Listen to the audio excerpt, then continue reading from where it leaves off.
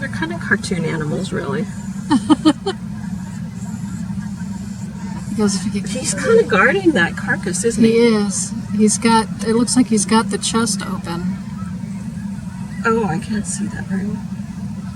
Yeah, he's definitely eating something.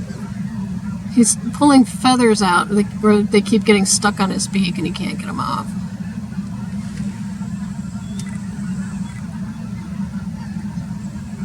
The coot behind him is like having a conniption.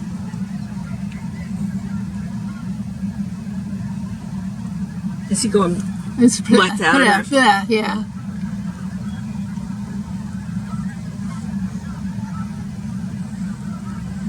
Sneaking. Oh, is he coming back? Look, he's sneaking. He goes, I'm just touching this feather. Just touching the feather.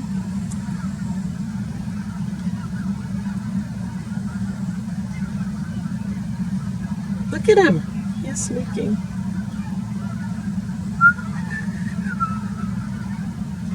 Guess I'll just chew on this wing for a while.